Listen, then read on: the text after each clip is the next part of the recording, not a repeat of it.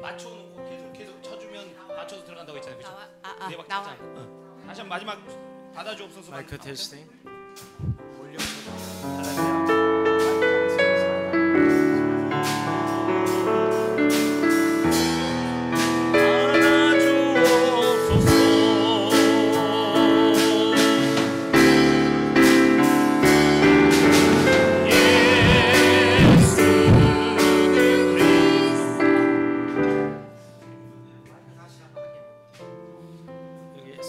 싱어들 마이크 확인했어요. 하나 둘 셋. 마이크를 시험하고 있습니다. 하나 둘 셋. 좀 더 올려볼래요? 하나 둘 셋 테스팅. 하나 둘 셋 테스팅. 할렐루야. 마이크 시험하고 있습니다. 하나 둘.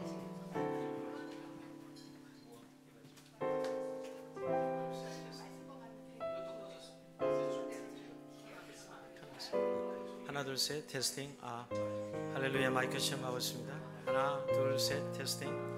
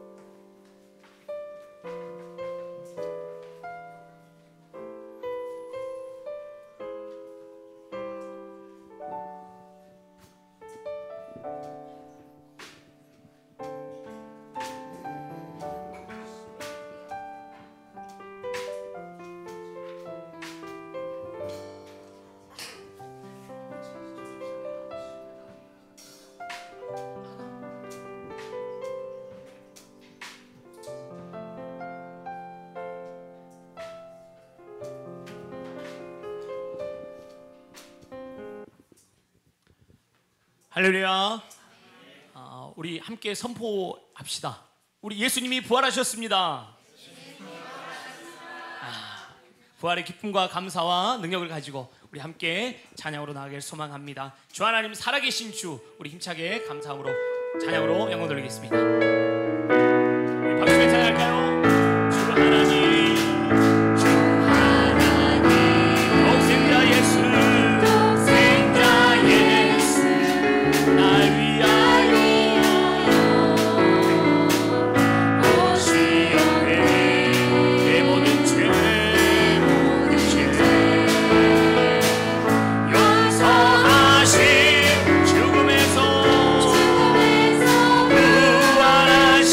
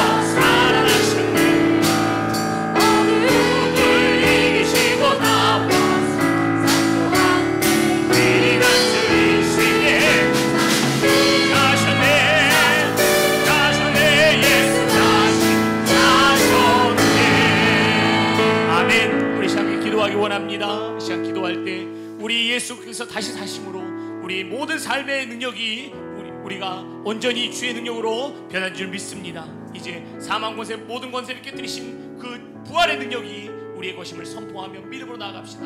하나님, 이제 주의 능력을 가지고 우리가 믿음으로 나아갑니다. 예수 그리스도의 증인으로 하나님의 땅을 온전히 담대하게 나갈 때 우리에게 하나님의 기쁨과 감사로 충만케 도와주시고 우리를 통하여서 예수 그리스도 복음만이 증거될 수 있도록 우리를 인도하여 달라고 우리 시간 합심해서 함께 기도로 나아갑니다. 함께 기도하겠습니다. 하나님 아버지 감사합니다. 하나님 그렇습니다.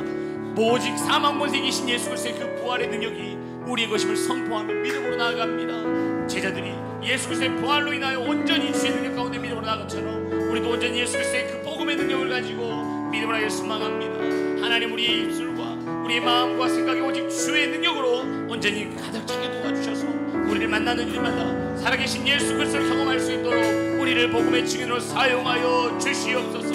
하나님, 우리가 기도하며 찾는 이마다 하나님 아버지 부활의 능력을 우리가 온전히 증거함으로 예수 그리스도의 그 복음의 아름다운 능력 안에서 속에 도와주시옵시고 믿음의 능력 가운데 우리가 나길 소망합니다. 하나님 아버지, 우리를 사용하여 주시옵소서. 우리 안에 막혔던 모든 연약함들 하나님 아버지여, 우리 안에 두려운 것들 예수 그리스도의 복음의 능력으로 부활의 능력으로 우리가 다시 서로 도와주시옵시고 오직 주의 능력을 선포할 때마다 하나님 이 땅에 죽음 안에 모든 악한 권세가 무너지게 도와주셔서 하나님의 능력 가운데 회복과 자유와 치유와 온전케 하심을 경험할 수 있도록 하나님 역사해 주시옵소서. 함께 하소서. 선포하라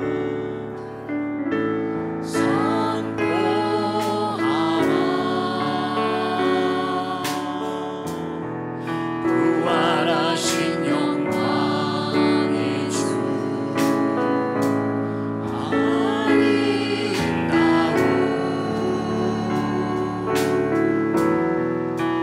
영광의 주구나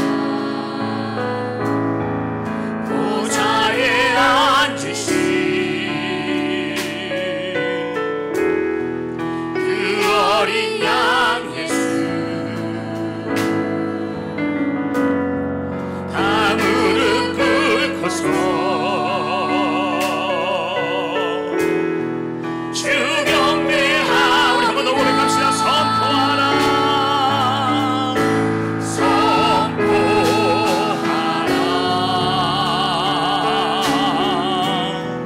부활하신 영광 아름다운 영광의 주를 보라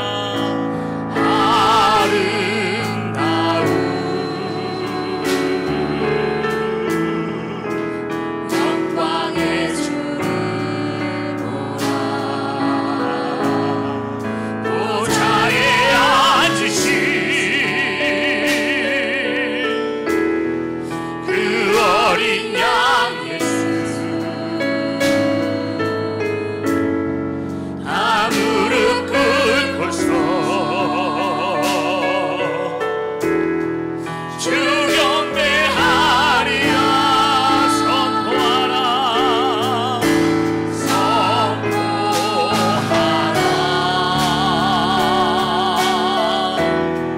부활하신 영광의 주 하나님과 화목하게 하신 주 찬송과 존귀와 영광과 능력이 영원 영원토록 받아주오 찬송과 존귀와 찬송과 존귀와 영광과 능력 영원 영원토록 영원 영원토록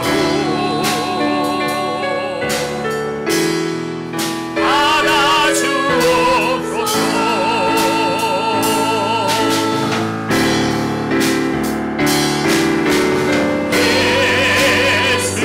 예수는 그리스도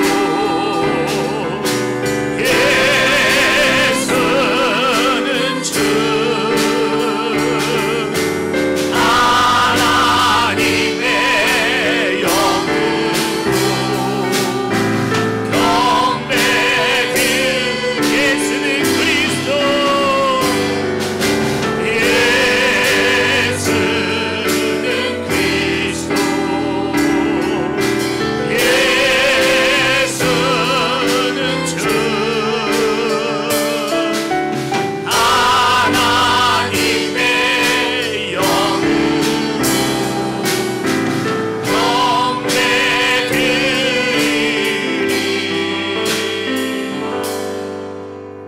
할렐루야.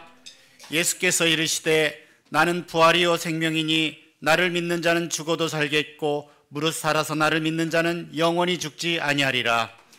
사망 권세 이기시고 부활하신 주님, 부활절 아침 영광과 찬송을 올려드립니다. 오늘도 부활의 산 소망 가운데 기쁨과 감격으로 주의 보좌 앞에 나아가오니 이 자리에 부활의 주님께서 임재하시어 영광을 받으시고 오직 성령과 진리로 예배하게 하옵소서. 예수님의 이름으로 기도합니다. 아멘.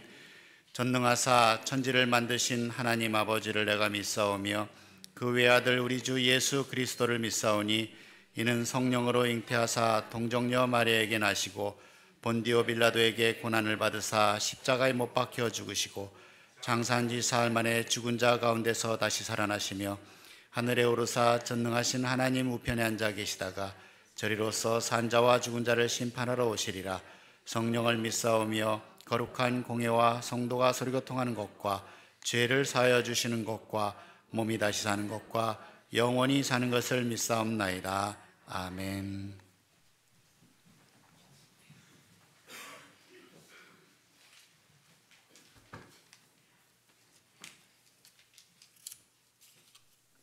부활하신 주님, 저희를 부활절에 부르셔서 생명의 기쁨을 나누게 하심을 감사드립니다.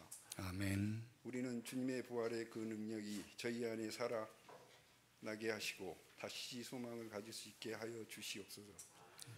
이 부활절에 저희의 마음을 다시 깨어나게 하시며 죽은 믿음이 살아나게 하시고 메마른 영혼에 주님의 생수가 흘러넘치게 하소서.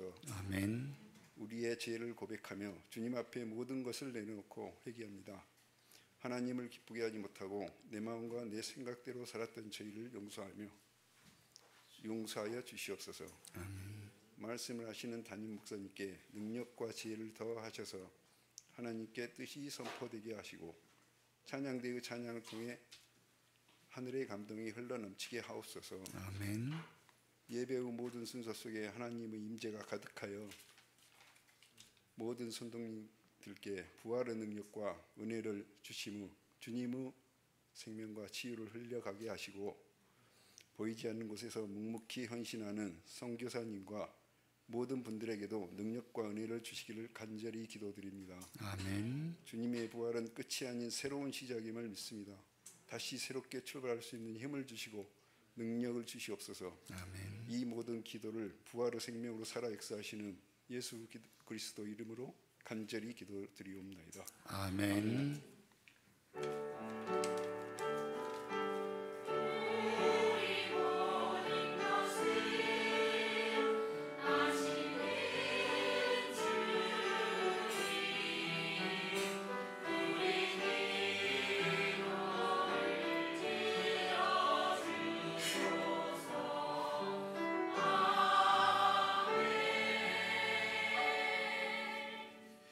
교회 소식 전해드리겠습니다. 오늘은 부활주일입니다. 6시에 새벽 예배를 드렸고 우리 감사 예배는 1부, 2부 진행을 하고 오후에는 부활절 축제 예배로 1시 30분에 있겠습니다. 이번 주 토요일 26일에는 차교범 선교사님이 안시골로 입국하시고 6개월간 배냉 단기 사역을 마치고 김수아 자매가 함께 귀국하겠습니다. 오늘 찾는 이에게 사랑의 마음을 담은 부활절 선물을 전달해 주시기 바랍니다. 매주일 수세미 전도에 기도와 참여 부탁드리겠습니다. 고난주간 및 부활절을 섬긴 모든 분들께 감사드립니다. 특히 5월 가정의 달에 주양한 가족 작품전에 전시할 작품을 준비해서 제출해 주시기 바랍니다. 이상입니다. 오늘 말씀 보시겠습니다. 오늘 말씀은 고린도전서 15장 50절로 58절까지의 말씀, 저와 교독하고 마지막 절은 함께 읽겠습니다. 형제들아, 내가 이것을 말하노니 혈과 육은 하나님이 나라를 이어받을 수 없고 또한 썩는 것은 썩지 아니하는 것을 유업으로 받지 못하느니라.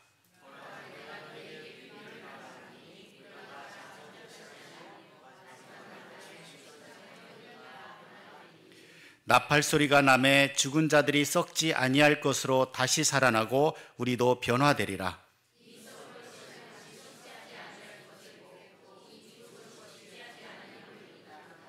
이 썩을 것이 썩지 아니함을 입고 이 죽을 것이 죽지 아니함을 입을 때에는 사망을 삼키고 이기리라 기록하신 말씀이 이루어지리라.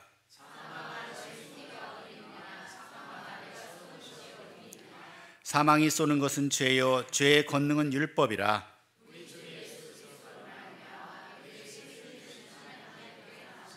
같이요. 그러므로 내 사랑하는 형제들아, 견실하며 흔들리지 말고 항상 주의 일에 더욱 힘쓰는 자를 따르라. 이는 너희 수고가 주 안에서 헛되지 않은 줄 알미라. 아멘.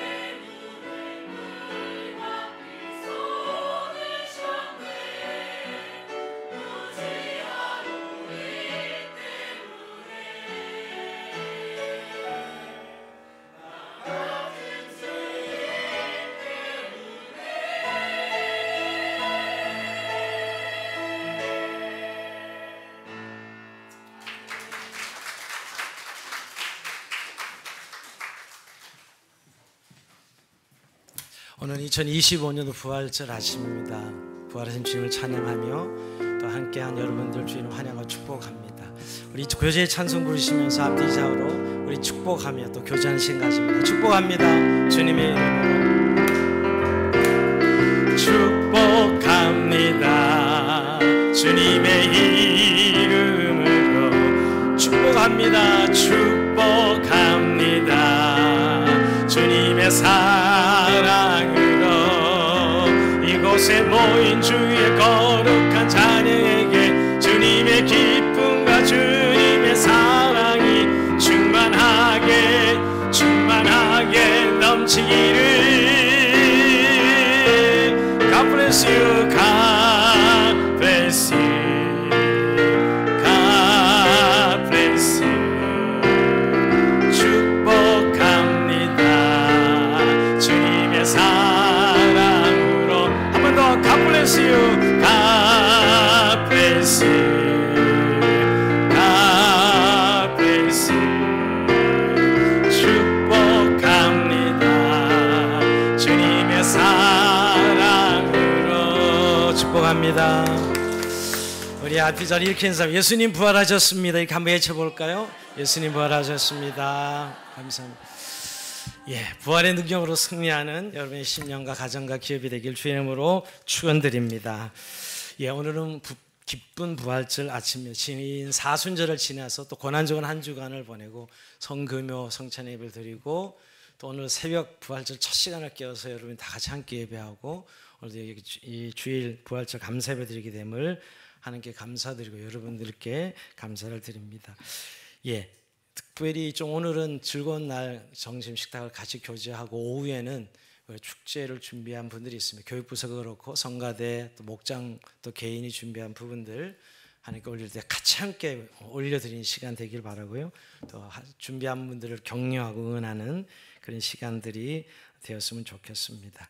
자, 오늘은 특별한 날이잖아요. 그래서 오늘 찾는 이에게 오늘 이것을 교회에서 준비해서 선물을 드립니다. 찾는이 딱 횟수에 맞췄으니까 다른 분들에게 선물하면 안 됩니다. 계속 따면 우리 김혜영 권사님이 전도부에서 이거 나눠드리니까 가서 자기 찾는이 미는 수대로 찾아가셔서 자기의 선물을 같이 포함해서 저도 오늘 무슨 날인지 꼭 찾는이에게 알려드려야 됩니다. 그런 사랑의 접촉점을 가지는 귀한 하루가 되기를 바랍니다. 꼭 기억하시고요. 오늘 오후에 좀 그런 찾는 이들과 어떤 형태로든지 접촉점을 가지고 축복하고 나누는 그런 시간이 되었으면 좋겠습니다. 그동안 그 고난주간 또 이어서 부활절까지 여러 가지 예배나 또 섬김으로 감당한 분들께 감사를 드리고요. 우리 5월달 가정의 달 이제 곧 다음 주인데 저 전시 물품 아직 많은 분들이 준비하고 계시나 믿지만 아직 출품한 분들이 없습니다. 기억하시고 가족에서 사진이든 어떤 형태로든 주제는 자유고요. 가족이란 의미만 생각할 수 있다면 한 점씩 준비해서 제출해 주시면 감사하겠습니다. 우리 차교범 김홍란 선교사님 가정이 이제 안식월로 들어오는데요. 먼저 차교범 선생님 홀로 먼저 이번 26일 날 들어왔다가 김홍란 선교사님과 현줄 형제는 6월 둘째 주에 들어옵니다. 따로 들어오는 거 기억하시고 안식월 8월 말까지 좀 쉼의 시간을 가지고 또 새로운 정비하고 나갈 수 있는 그런 시간을 가질 걸 위해서 기도해 주시고요. 또 수화자매도 같은 비행기를 타고 우리 차규범 선생님은 날짜를 맞춘 것이죠. 6개월 단기 사역을 마치고 들어오게 됩니다. 위해서 기도해 주시면 감사하겠습니다. 자, 오늘 우리에게 주시는 하나님 말씀 고린도서 15장 50절에서 58절 말씀으로 살아내는 부활 영상의 제목으로 은혜의 말씀을 나눕니다. 자, 오늘 부활절이야말로 우리 기독교 최대의 절기입니다.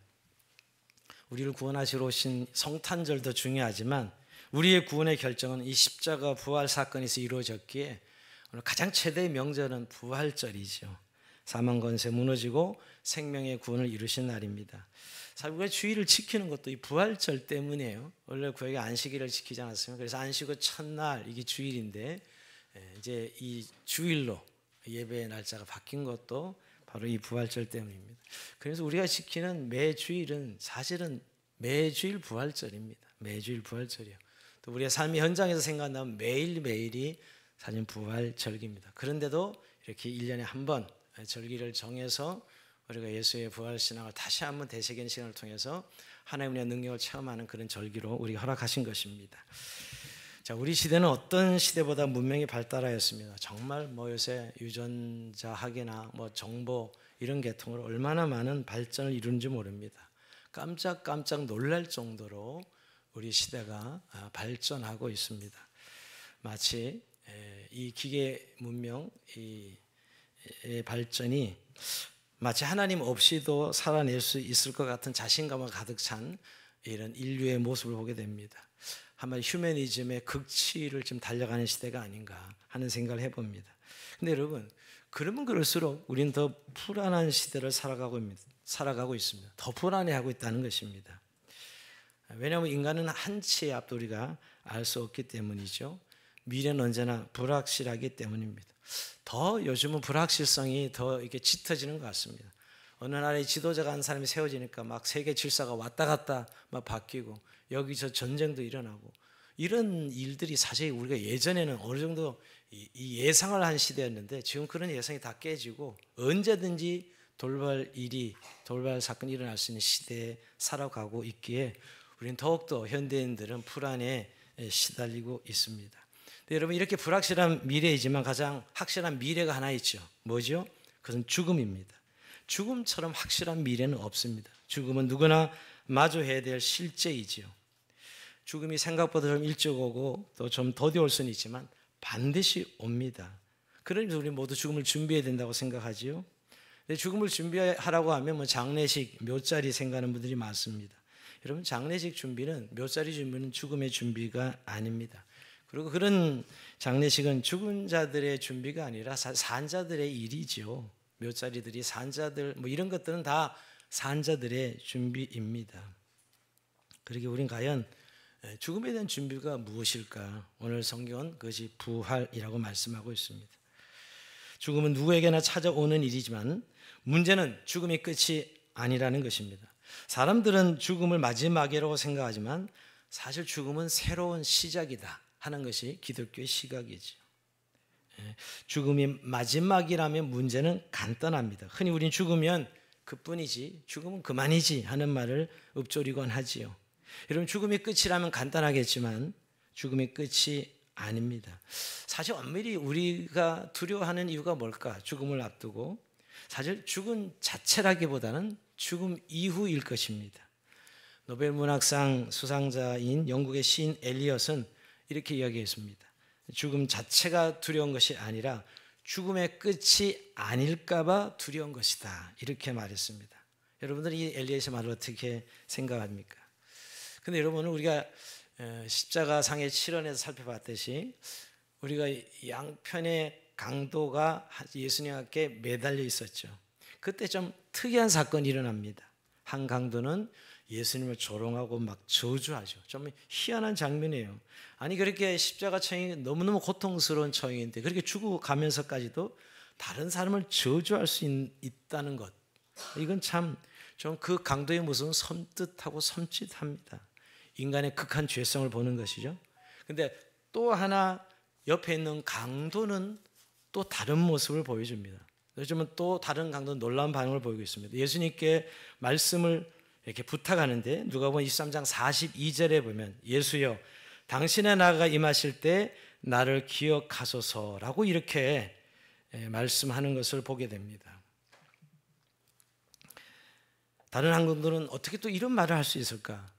지금 자신이 당신의 나라가 임할 때 나를 좀 기억해 주십시오, 이렇게 요청하는 것입니다. 자, 이 강도는 결국은 그리스도가 누구인지 알았고 그가 기억해 주기만 하면 자신도 그 날이 들어갈 수 있다는 믿음을 가지고 있었던 것이죠. 강도는 바로 죽음의 순간이 끝이 아니라는 믿음을 가졌습니다. 즉 죽음 이후의 세계를 믿었고 마지막으로 평생 강도 짓을 했지만 마지막 위대한 선택을 합니다. 그럴 때 예수님은 이 강도에게 누가복음 23장 43절에 보면 예수께서 이르시되 내가 진실로 내게 이르노니 오늘 네가 나와 함께 나그네 있으리라 하시니 이렇게 말씀하십니다. 예, 죽음이 끝이 아님을 십자가상에서도 너무나 분명히 보여주고 있죠. 우리가 주님께 기억되어야 되는 이유는 바로 죽음이 인생의 마지막이 아니기 때문입니다. 그래서 여러분, 기독교는 죽음 자체를 기리는 그런 종교가 아닙니다.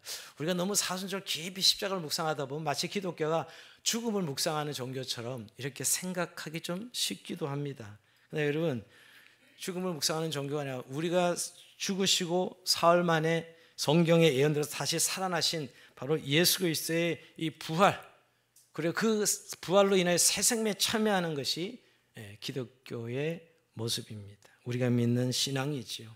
그러면서 십자가 부활은 기독교 신앙의 핵심이고 구원의 전부입니다. 우리가 십자가를 길게 묵상했는데요. 근데 여러분, 부활 없는 십자가는 아무 의미가 없습니다. 그건 인정되지 않습니다. 마찬가지로 여러분, 부활 없는 십자가 없는 또한 부활도 아무 의미가 없습니다. 부활 없는 십자가도 없는 부활도 상상할 수 없는 것이죠. 여러분, 십자가의 부활은 단순한 보완 관계가 아니라 이 둘은 떼려야 뗄 수 없는 사실상 하나입니다. 십자가 부활 사건은 구분은 가지만 사실 하나이지요. 그래서 십자가 부활은 우리 기독교 신앙의 핵심이고, 만약에 기독교에 십자가 부활이 없다면 그것은 하나의 철학이나 사상에 불과할 것입니다. 그러면서 오늘 부활절은 우리에게 다시 한번 소중한 의미를 가지게 되는 것이죠. 자, 그렇다면 여러분, 성경은 부활의 실제적 사건을 분명히 이야기하고 있고 역사적 사실임을 증거하고 있습니다. 오늘 새벽에는 좀 우리가 성령의 관점에, 내적인 관점에서 예수님의 부활을 목격한 걸 통해서 부활의 증거를 생각했다면, 성경은 분명히 사복음서에 예수님의 부활하심을 아주 구체적으로 증언하고 있습니다. 우선 빈 무덤을 강조하고 있죠. 빈 무덤. 그 부활로밖에 설명이 안 됩니다. 또 하나는 예수님의 시신이 발견되지 않습니다. 지금까지 예수님의 시신은 보이지 않습니다. 이런 부분에 있어서 성경은 큰 부활의 증거를 말씀하고 있습니다. 그리고 가장 확실한 부활의 증거는 즉 예수님의 부활을 목격한 사람들입니다. 즉 여인들. 4번 소문 부활하신 주님이 여인들에게 그리고 제자들에게도 여러 번 나타나셨고요. 그리고 일시에 500의 형제에게도 나타났습니다. 이렇게 부활을 목격한 사람들이 있었다는 걸 분명히 성경은 증거하고 있어요. 고린도전서 15장 4절 이하에 보면 여러분, 장사 지낸 바 되셨다가 성경대로 삶에 다시 살아나사 게바에게 보이시고, 이 게바는 베드로지요. 후에 12제자에게와 그의 500 형제 일시에 보이셨나니 그중에 지금까지 대다수는 살아있고 어떤 사람은 잠들었으며 그의 야고보에게 보이셨으며 그의 모든 사도에게야 맨 나중에 만삭되지 못한 자 같은 내게도 보이셨니라. 바울도 이 부활을 목격한 자라고 증거하고 있지 않습니까? 여러분, 그러니 부활은 가설이나 허구가 아니고 역사적 사실에 기초한다는 사실을 분명히 말씀하고 있습니다. 네, 여러분, 부활이 정말 거짓 증언이라고 생각합니다. 혹시 부활을 그래도 난 못 믿겠다, 부활의 증언자들의 말을 신뢰하지 못하는 것, 요새 아주 거짓말이 난무하는 시대다 보니 진실을 말하는 것이 오히려 더 이상할 정도로 거짓말이 난무하는 시대에 살다 보니 제자들의 말도 믿지 못하겠다라고, 즉 그들은 부활하신 예수를 보지 못했는데 나는 봤다라고 하는 것이 아닌가 하는데, 만약 그렇다 치더라면 여러분, 우리가 정말 부활하신 예수를 보지 못한 사람들이 자신의 목숨을 걸고 그 부활하신 예수를 증거한다? 이건 자기 생명을 담보하면서까지도 부활을 증거한다? 말이 되지 않는 것이죠. 여러분, 11제자 모두가 순교합니다. 이 부활하신 예수님을 증거하다가 11제자 모두가 자기 인생에 순교를 경험해요. 여러분, 이게 자기가 부활하신 예수님을 믿지도 않는데, 보지도 못했는데 그럴 수 있다는 건 불가능한 일이지요. 이 기독교는 분명히 이런 확실한 역사 사실 위에 서 있다라는 것입니다.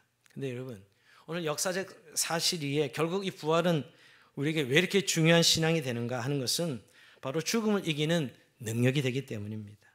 기독교 신앙에서 항상 인간에게 오늘 왜 기독교 신앙이 중요한가 하냐면, 인간에게 죽음은 항상 최종적인 것을 받아들여졌기 때문에, 죽음은 가장 비극적이고 가장 최악의 재앙이라고 사람들은 생각하고 있습니다.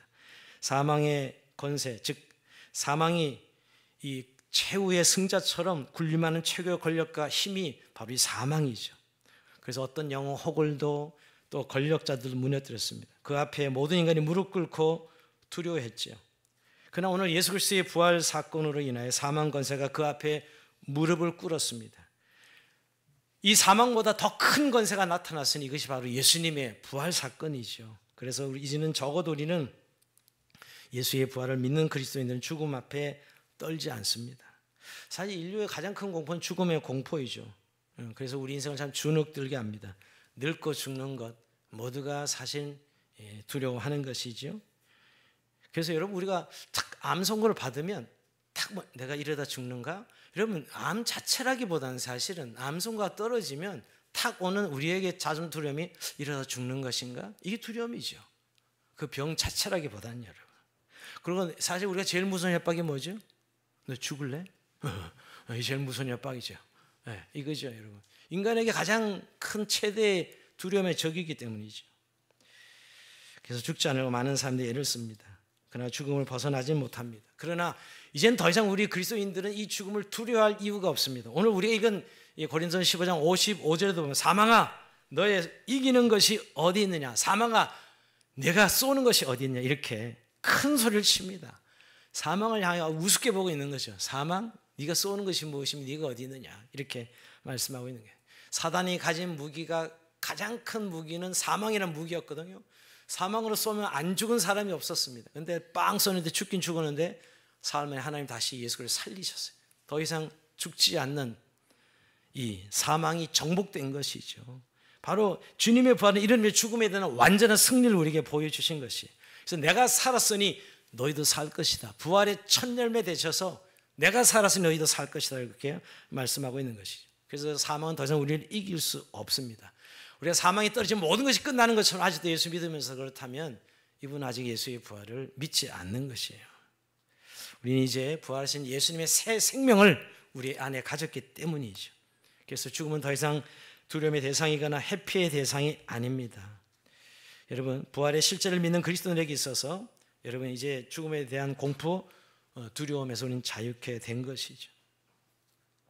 많은 사람들이 이런 죽음의 공포에 떨는 그런 삶, 그러나 이제 부활하신 예수님을 인하여서 우리는 두려움을 이길 수 있는 힘이 바로 우리에게 주어졌다는 사실을 기억하시고 여러분 예수 그리스도의 부활로 완전히 죽음의 두려움에서 자유케 되는 저 여러분의 삶이 되길 주의 이름으로 축원드립니다.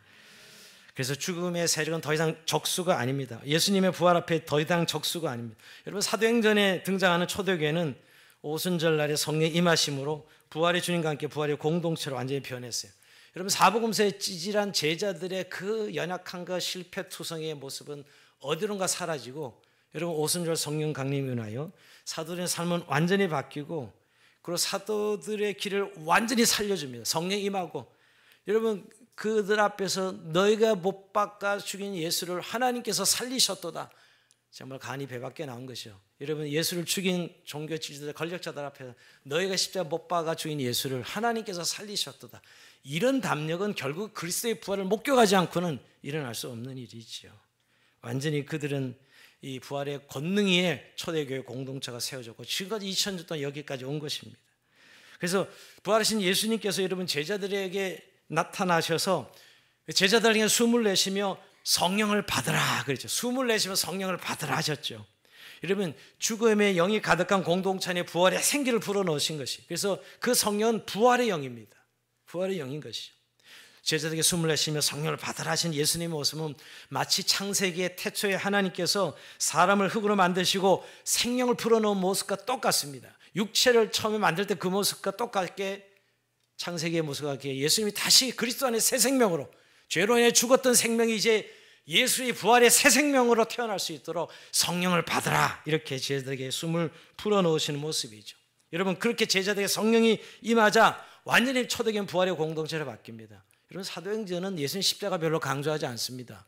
우리는 굉장히 십자가 오랫동안 묵상하는데 사도행전을 보면 다 부활 이야기입니다. 부활을 증거하는 것이요.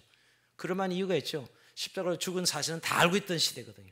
그 주변의 사람들은 예수님 십자가에 죽었다는 사실은 누구나 다 알고 있는 일이에요. 그러니 부활만 증언하면 되는 것이죠. 그래서 부활 공동체였습니다. 초대교회는 부활의 생기를 불어넣으시고 부활의 공동체가 우뚝 섭니다. 여러분 기독교가 이렇게 세상 속에서 이게 굳건한 하나의 종교로 완전히 로마의 권력을 무너뜨리고 세워진 거 한번 생각해 보면 금방 이해가 됩니다. 여러분 로마 시대가 어떤 시대죠? 로마의 황제의 권세가 얼마나 큰지 우리는 잘 알고 있습니다. 황제의 말 한마디에 사자의 밥이 되거나 불 속에 던져졌습니다. 누구도 그 죽음 앞에 고개를 드는 자가 없었는데 이상한 집단이 하나 생긴 것이죠. 그들은 죽음에 주눅들지 않습니다. 예수 믿는 것 때문에 불 속에 들어가거나 예수 믿는 사자밥이 되거나 두려우지 않는 사람들이 있어요. 전혀 죽음의 위협이 먹혀들지 않는 사람들이 있었어요. 그들이 예수 그리스도의 부활의 공동체의 그리스도인들이었고요. 그 서절 18호 로마 권력이 그 앞에 무너져 버린 거예요. 로마가 결국 기독교를 받아들일 수밖에 없었던 것이죠. 그렇습니다. 인류가 걸려있는 죽음을 이기는 백신은 예수 그리스도의 부활 복음밖에 없습니다. 죽음을 정복하신 그리스도와 함께 살아가는 이 삶이 바로 백신이죠. 저는 우리가 이렇게 주일날 모이는 건 그 부활 공동체의 모형을 그대로 다시 한번 재현하고 있는 거예요. 우리가 모여서 예배 드리는 것, 예수의 부활하신 날을 우리가 기억하고 규칙적으로 예배 드리는 것이 저는 정말 백신 중에 백신이다. 죽음을 무너뜨리는 백신으로 작용하고 있는 것이 죽음의 두려움을 이기고 생명의 충만함으로 살아가는 힘을 늘 주일마다 우리가 예배드림으로 공급하고 있는 것이죠. 바로 임재에 계시는 부활하신 예수 그리스도. 이제는 더 이상 2000년 전에 그 공간에 팔레스타인 공간에 갇혀 있지 아니하시고 영으로 우리 가운데 부활하시고 우리 함께 하시는 예수님과 늘 누리는 장행, 이 현장이 바로 이 예배 현장입니다. 그래서 여러분 우리가 예배드릴 때 부활의 확신을 붙들면 심장이 뜨겁게 뛰고 죽음에 주눅드는 삶의 용기를 얻고 우리의 삶에 다시 한번 힘을 얻고 늘 세상 속에 나가는 공동체의 모습이 바로 부활 공동체의 모습입니다. 네, 여러분 그럼에도 불구하고 우리 왜 이렇게 쉽게 넘어질까 이런 생각이 들지 않습니까? 부활을 믿는다 하면서 우리 왜 이렇게 조그만 일로 낙심하고 절망하고 이렇게 죄도 짓는 이런 삶을 살까 하는 생각을 해보면서 이렇게 부활절이 되면 다시 우리의 믿음을 점검해보면 정말 믿는다면 여러분 우리가 부활을 믿는다면 오늘 우리의 새 생명을 믿는 이 믿음, 구원 얻은 믿음과 더 나아가서 우리의 미래가 분명하게 오늘 예수님께서 말씀한 대로 이루어질 것을 믿는 것이죠. 그렇다면 오늘 적어도 부활을 믿는 우리의 삶은 지금 우리의 모습과 좀 달라야 되지 않는가를 늘 생각하게 됩니다.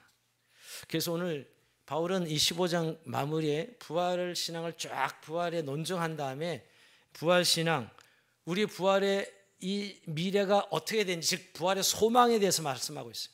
우리가 어떻게 될 것인지. 결국은 우리가 부활절 맞을 때 우리가 맞닥뜨릴 이 내세 말입니다. 우리의 미래죠. 여러분 이걸 믿는 것과 믿지 않는 것은 너무너무 차이가 있는 신앙입니다. 그냥 교리로 그냥 간념적으로 이해하는 사람과 이 미래를 믿는 사람과는 삶이 다를 수밖에 없습니다. 여러분 우리 어릴 때 내일 소풍 간다 그러면 오늘 저녁에 잠이 안 오고 그렇게 막 설렜던 마음을 아십니까? 저도 우리의 미래가 늙고 나이가 들어가지만 우리의 부활의 마지막 주님을 만나는 날 이렇게 우리의 내세가 분명하다는 걸 말씀하고 있는데도 사실은 믿지 않고 있기에 우린 별로 그런 감격이나 기쁨이 없는 삶을 살아가고 있지 않는가 하는 생각을 해보게 됩니다. 그런 면에서 오늘 이 마지막 부활장 15장에는 부활에 대한 논의를 길게 쓰면서 결국은 마지막 부활의 소망에 대해서 다시 한번 확정하고 있어요. 믿음의 소망을 확실하게 알고 있는 것이죠. 먼저 사도는 50절 우리가 읽은 대로 여러분 혈과 육은 하나님 나라를 이어받을 수 없다 이렇게 말합니다. 자, 우리가 얻은 부활은 지금 우리가 가진 이 몸을 가지고 받는 것이 아니라는 거예요. 이 몸은 이건 썩을 몸이죠. 이 육체로 하나님 나라에 들어갈 수 없다는 것입니다. 근데 이 고린도교에 한 가지 큰 이슈가 있었어요. 뭐냐면 이미 죽은 사람은 다시 부활을 덧입고 이렇게 마지막 혼인잔치에 참여하겠지만 살아있는 우리들은 어떻게 되는가? 하나님 나라 과연 들어갈 수 있는 왜? 이거 육체인데 썩을 육체인데 우리는 어떻게 하나님 나라에 들어가지? 이런 고민이 있었어요. 여러분 1세기 그리스도인들은 예수님의 부활을 자기 때에 즉 예수님의 재림을 자기 때에 볼 수 있다고 믿었던 사람이에요. 그래서 인사가 마라나타 한 것도 그런 이유가 여러분 1세기에 예수님 오실 걸 믿었던 것이죠. 근데 우리 지금 썩을 육체를 가지고 있는데 우리는 어떻게 하나님 나라에 들어가지? 이런 이슈가 있었어요. 오늘 거기에 대해서 오늘 사도 바울이 이 문제를 다루는 것이 51절에서 55절의 말씀입니다. 사도는 한 가지 비밀을 말한다고 하면서 이 비밀은 다름이 아닌 즉 살아있는 상태로 주님의 재림을 맞이하게 될 때 우리는 어떻게 되는가 하는 문제를 말하고 있는 것이죠. 그 비밀은 살아있는 자들도 부활의 영화로운 몸으로 순식간에 변화될 것이다 이렇게 말하고 있는 거예요. 살아있는 자들, 이 썩은 육체는 들어갈 수 없으니까 순식간에 변형될 것이다. 51절에 보면 마지막 나팔이 순식간에 호련히 다 변화되리니 그랬어요. 변화되리니. 이 순식간이라는 말이 헬라어로 아토모스라는 말인데 이게 아톰이라는 원자라는 의미로 이게 우리가 쓰고 있죠, 여러분. 더 이상 쪼개질 수 없는 그 최소 단위의 시간을 의미합니다. 그러니까 호련히 이렇게 직역하면 눈을 깜빡이는 순간을 가리키는 거죠. 마지막 나팔은 그리스도의 최종의 승리를 선포하는 승리의 이 나팔소리를 의미할 텐데 그 나팔이 울려 퍼질 때 신자들은 순식간에 변화될 것이다. 우리를 영광스럽게 변화시키실 것이다. 이렇게 지금 말하고 있는 것이죠. 여러분, 이 믿음을 우리 정말 가지고 살아갑니까? 우리가 정말 내세에 대한 미래에 대한 확실한, 그래서 여러분 우리가 계속 죽음의 위협이나 여러 질병이나 어려운 고난이 올 때 적어도 우리가 지금 당장 죽음을 맞이한다 하더라도 적어도 우리의 미래가 너무 확실하다면 우리 이 믿음을 가지고 있단 말이에요. 그런 사람과 그런 믿음이 없는 사람과는 너무너무 다른 삶이에요. 같은 공간에 같은 교회 안에 있지만 사실 그것을 믿고 그것을 내 것으로 받아들이는 사람과 그렇지 않은 사람은 너무너무 다른 삶을 살고 있는 것이죠. 왜냐하면 여러분 우리가 사는 동안 우리가 이 세상은 여전히 아직 한 나라가 완성되지 않았기에 고통을 겪고 절망하고 낙심할 일들이 계속 있습니다. 그러나 그렇게 우리가 괴로움을 당하면서 살아가는 현실이죠. 그러나 그날이 되면 이 썩을 몸을 영광의 몸을 순식간에 호련히 변화시킬 것이다 라고 성경이 말씀하고 있는 것이죠. 결국 이 변화의 핵심은 우리의 썩을 몸이 썩지 않을 몸을 입는 것이다라는 것이, 죽을 몸이 죽지 않을 몸을 입게 된다고 말씀하고 있고요. 그야말로 이사야서의 25장 8절의 말씀대로 사망을 영원히 멸하실 것이고 모든 얼굴에 눈물을 씻기시며 자기 백성의 수치를 온 천에서 제거하실 것이다 라는 것이, 죄는 계속 우리의 독침을 찔러서 우리를 무너뜨리고 율법은 죄가 권능을 행사할 수 있는 힘을 제공하는데 오늘 그리스도의 부활로 말미암아 우리를 승리를 주는 하나님께 감사하노니 이게 마지막 날에 되어질 이 부활의 실제에 대해서, 즉 그것이 우리의 부활의 소망이죠. 미래의 사건이지만 우리의 소망입니다. 여러분, 부활 이 역사는 예수님 한 사람에게 일어난 사건이에요. 아직 누구도 경험하지 못했습니다. 그러나 그 미래에는 이렇게 될 것을 너희가 믿느냐라고 오늘 물어보는 것입니다. 사실 이걸 정말 믿고 살아가는 사람이 있고요, 믿는 척하는 사람도 있고요. 대부분 어릴 때부터 그냥 가스라이팅, 기독교의 가스라이팅에 대해서 그냥 가스라이팅 수준에서 믿는 사람들도 있는 것 같습니다.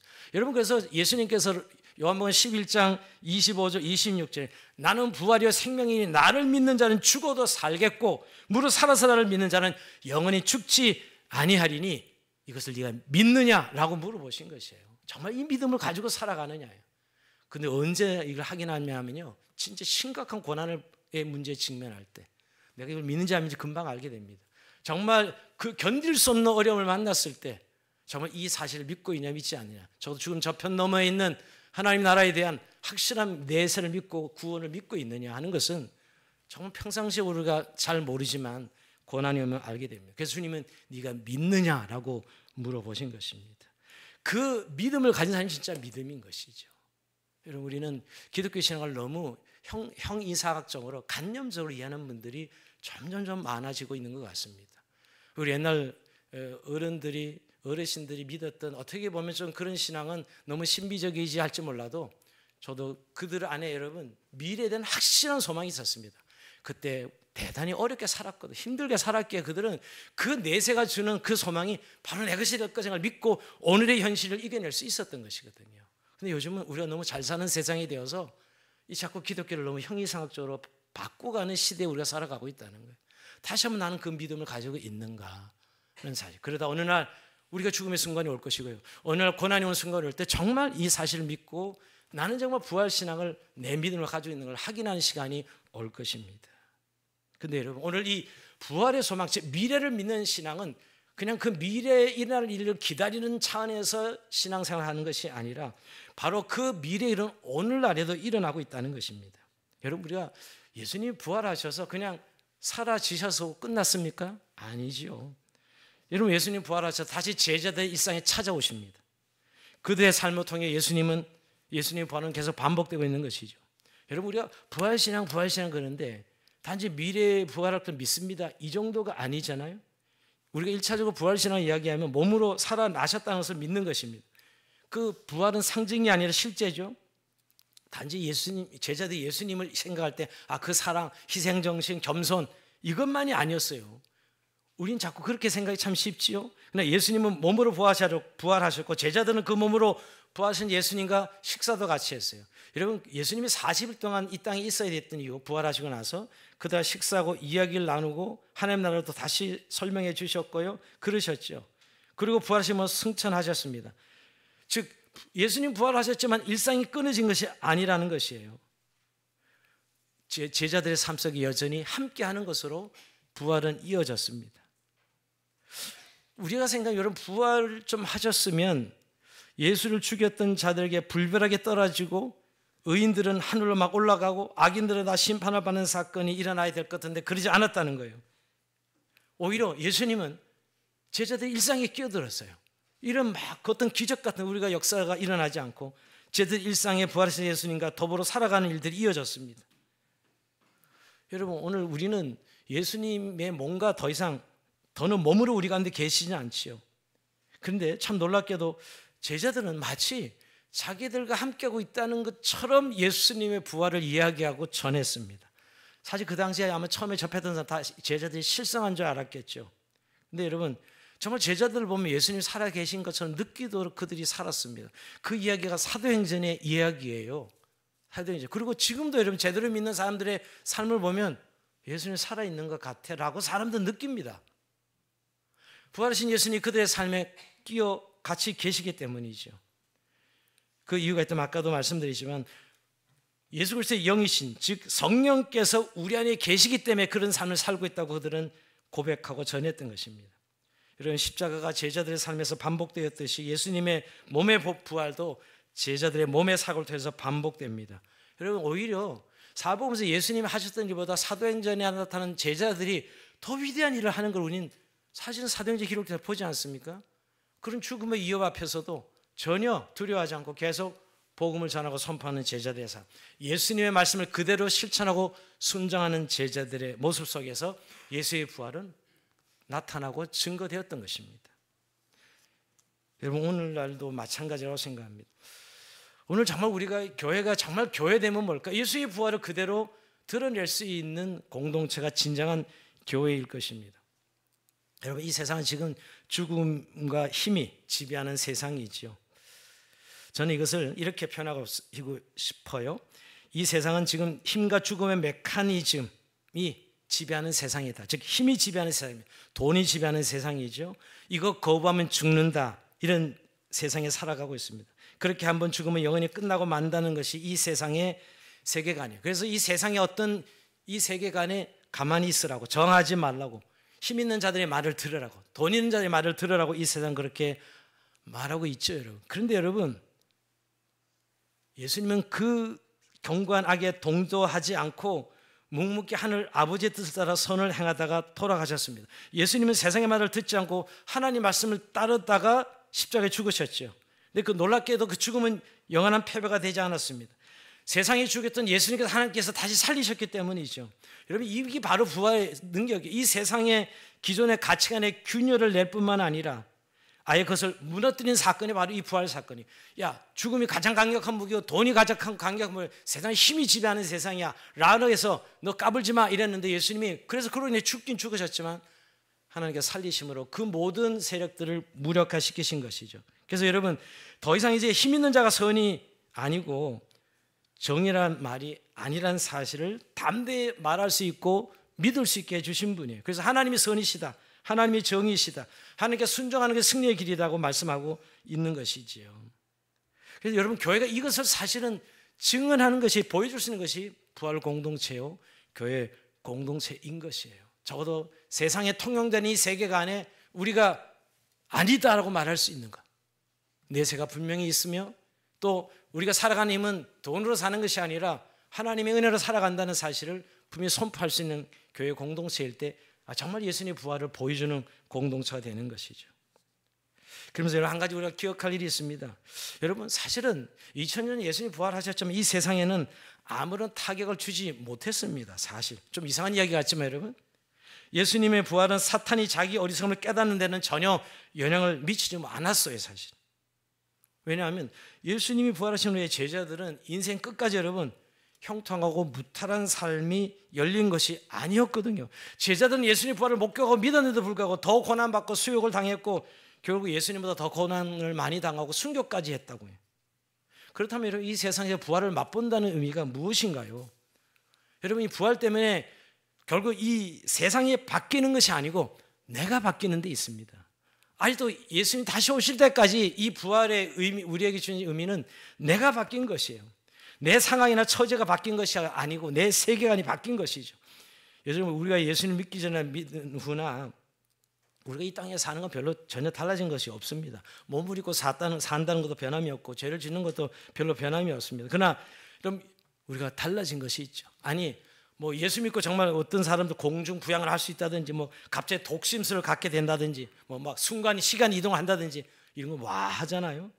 또 뭐 더 연봉이 높은 직장으로 바뀐 것도 아니고 기울던 사업이 갑자기 번창한 것도 아니고 이랬던 건강이 기적적으로 되돌아오는 것도 아닙니다. 그러나 여러분 부활하신 예수를 믿는 사람에겐 분명히 바뀐 것이 있어요. 내 세계관이 바뀌었습니다. 내 속사람이 바뀌었죠. 그래서 여러분 그 부활에 닥쳐올 미래를 내가 오늘 믿기 때문에 오늘 더 이상 그 죽음의 세력 앞에 두려워하지 않습니다. 오히려 정말 하나님을 예배하는 믿음으로 매일매일 승리의 삶을 살아가게 됩니다. 여러분 오늘 죽은 자가 다시 살아날 수 없다고 지금 세상은 계속 이렇게 우리를 세뇌시키고 죽으면 끝이지 이런 세상을 살아가고 있는 거 아니에요?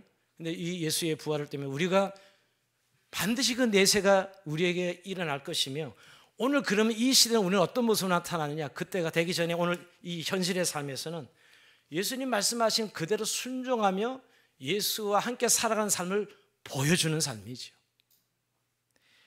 여러분 우리가 성경의 히브리서 기자의 말대로라면 죄악이 가능했던 시대에 홀로 의인의 길을 걸었던 노아 한번 생각해 보십시오.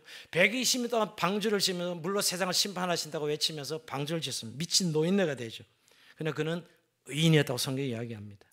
여러분 우리 구약의 에녹 죽음을 맛보지 않고 하늘로 올라갔던 에녹처럼 아니 신학에 본 스데반이나 바울처럼 정말 그들의 믿음 오직 믿음을 그 극심한 고난과 어려움 속에서도 오직 그 하나님 말씀 이거 순종하는 삶을 통해서 정말 그리스도의 살아계심을 증언했던 것이에요. 우리가 부활신앙을 증거한다는 의미가 우리는 뭐 잘 살고 형통하고 뭐 건강하고 이런 것이 아니에요. 오히려 더 역설이었다는 사실을 우리는 알게 됩니다. 이게 세상이 감당하지 못할 사람들이죠.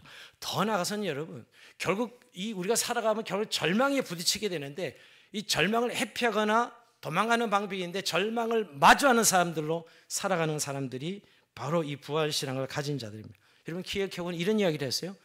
죽음에 이르는 병이 절망이다. 죽음보다 더 무서운 게 절망이라는 거예요. 인간이 절망하면 뭐 죽은 거나 마찬가지죠 여러분. 근데 예수 믿는 사람은 이 절망 앞에 마주할 용기를 가진 사람들이라는 거예요.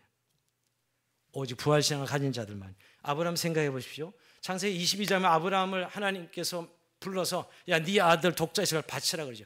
아니 아들 없이 평생 지내다 100세 아들 하나 얻었는데 그 언약의 자손이라고 네 후손을 통해서 하늘의 별처럼 땅의 모래처럼 자손을 많게 해줄 때 하셔놓고 약속해놓고 그 아들을 제물로 바쳐라 이 명령을 받고 얼마나 절망했을까. 이 아들을 하나님께 죽여서 바쳐야 된다는 건 아마 아내 사라와도 의논하지 않았을 것이에요.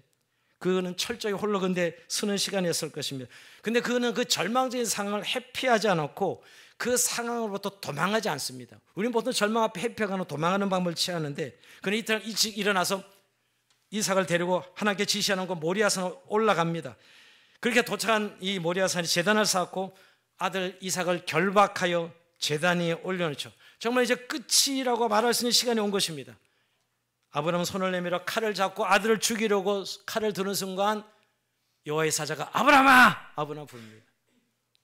아브라함은 그 손을 대지 말라고 멈추라 그러시죠. 그리고 여호와 이레 준비된 양으로 제물을 드리게 합니다. 여러분 이 순간을 히브리서 기자는 이렇게 설명하고 있어요. 히브리서 10장 19절 볼까요? 그가 하나님이 능히 이삭을 죽은 자 가운데서 다시 살리실 줄을 생각한지라 비록 그는 그를 죽은 자 가운데로 받은 것이니라. 아브라함의 부활신앙을 이야기하는 거예요. 여러분 우리가 절망사람 부딪힐 때 회피하거나 도망가는 사람들 그건 세상들 일을 하는 방법이에요. 우리는 그 절망을 마주할 수 있다는 거예요. 그 뒤에 하나님이 하신 일을 믿기 때문이죠. 부활신앙은 이런 것입니다. 그래서 우리는 절망을 마주할 수 있는 용기를 가지게 되는 것입니다. 이것이 끝이 아니라는 것.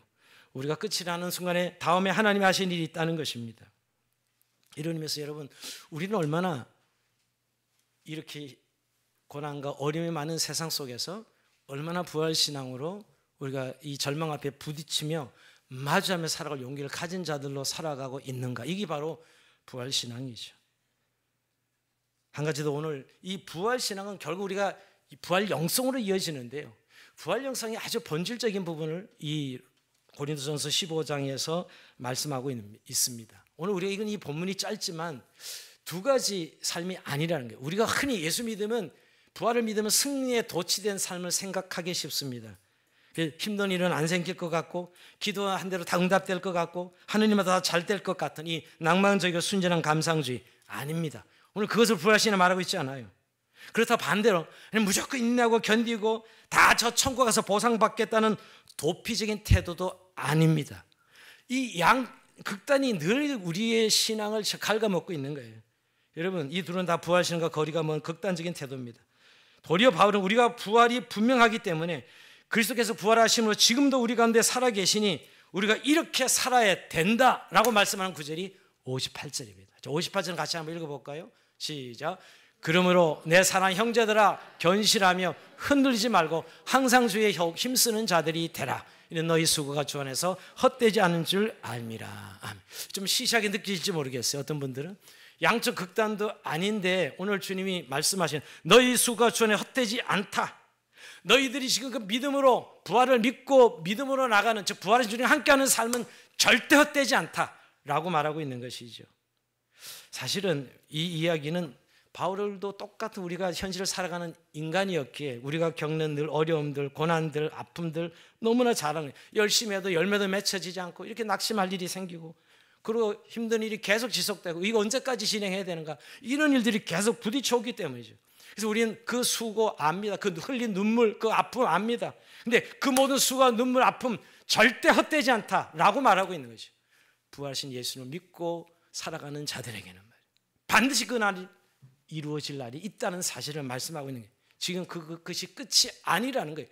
그러니 끝이라고 생각하는 사람들은 다 포기하고 다 그런 거지 하고 무너지는 삶이지만, 오늘 우리들에게는 끝이 아닌 것을 말씀하고 있는 거예요. 물론 우리는 수없이 불신과 이 신앙 사이를 왔다 갔다 하면서 주님을 붙들고 살아가고 있는 자들입니다. 그러나 여러분, 주님께 소망을 두었던 그 모든 일들은 절대 헛되지 않다는 것. 이 부활신앙을 가지고 견신함이 흔들지 말고 주의 일에 더 힘쓰는 자들이 되라. 여러분, 우리 눈에 보이는 결과가 없을 때가 너무너무 많지요. 근데 주님이 갚아주시겠다는 거예요. 믿음으로 하더라도, 믿음으로 하는데 이렇게 실패가 일어나고, 그렇게 기도하는데도 왜 이렇게 어려움이 계속 증복되고 왜 내 상황 바뀌지 않을까? 예. 여러분, 근데 기억하십시오. 믿음으로 행한 일을 절대 헛되지 않을 것을 말씀하고 있으면서 마지막 나팔이 울 때, 마지막 주님의 게임이, 진정한 게임이 오버할 때 그때 이루실 것이라고 말씀하고 있는, 그러니 흔들지 말라고. 물론 쉽지 않다는 의미죠. 굉장히 수고로울 것이라고. 그래서 우리는 십자가 신앙을 자꾸 묵상하는 것입니다. 힘들 것이라고. 그러나 그 삶은 헛되지 않을 것이라고. 다시 주님의 부활에 동참하도 기쁨을 주실 것을 말씀하고 있습니다. 말씀을 마칩니다. 여러분, 주님은 부활하셔서 우리의 부활을 말씀하셨습니다. 그리고 지금은 그 부활의 영이 우리 가운데 오셔서 그분을 의지할 때 그 부활을 온몸을 경험할 수 있도록 약속하셨습니다. 여러분, 정말 우리는 그 부활을 경험하며 살아가고 있냐고요. 정말 그 말씀을 믿고 살아가고 있느냐. 우리가 사순절 길게 보낸 것도 정말 십자가에 동참하고 그의 죽음이 나의 죽음이요, 그의 부활이 나의 부활로 성령의 은혜를 통해 믿고 살아가고 있느냐는 것이죠.